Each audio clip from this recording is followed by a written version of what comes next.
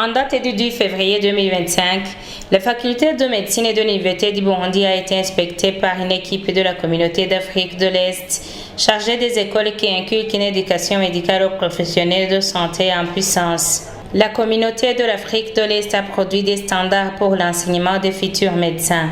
Ceux-ci doivent être appliqués dans toutes les facultés de médecine et les instituts médicaux. Paul Wanderembako, doyen de la faculté de médecine, parle des objectifs de cette évaluation qui se situe dans le cadre des preuves d'accréditation.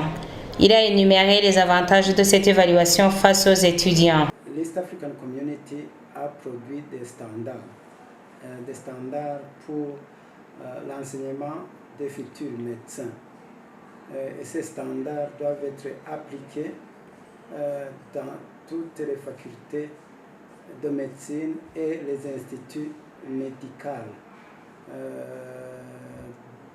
dentaires, stomatologique, etc.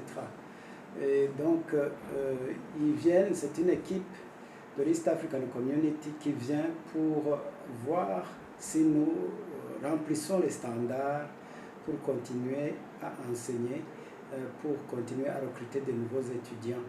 En réalité, ceci est très important parce que ça permet aux étudiants de pouvoir être mobiles à travers les universités et les facultés de médecine de la sous-région. Actuellement, nous espérons que l'évaluation sera bonne. Vous savez, la dernière évaluation qui s'est tenue en décembre 2022 avait attribué une note de 58 à notre faculté pour 100, alors que pour continuer à recruter les étudiants, il faut avoir au moins 80. Et donc, nous espérons qu'avec cette inspection, nous allons atteindre cet objectif de 80 et plus. Oui, c'est une équipe à laquelle on peut faire confiance. Voyons bien qu'elle est vraiment objective. On va voir parce qu'il y aura un débriefing après la réunion des enseignants et des étudiants avec eux. Donc, on saura après la note qu'on va avoir. Des défis ne manquent pas pour accomplir leur mission principale de fournir une éducation et une formation médicale de qualité. Alors, pour remplir les critères de qualité, ici, nous avons des défis. Les défis surtout en ce qui concerne l'Internet, les défis en ce qui concerne la bibliothèque et les défis dans les sciences de base, c'est-à-dire anatomie, physiologie. Dans les sciences cliniques, c'est essentiellement la psychiatrie, mais ce sont des départements qui viennent d'être implantés très récemment, en novembre 2024, par le conseil d'administration de l'Université du Burundi.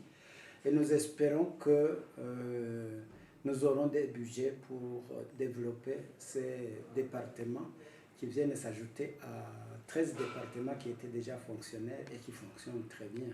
Il a remercié le gouvernement du Burundi pour son plaidoyer en vue de réhabiliter les bâtiments de la faculté de médecine et de les séparer avec ceux de l'hôpital. Il y a bien sûr des solutions. L'une des solutions, et j'en profite pour remercier le gouvernement du Burundi, c'est d'avoir plaidé pour que ces bâtiments que vous voyez, qui sont vieux de 40 ans,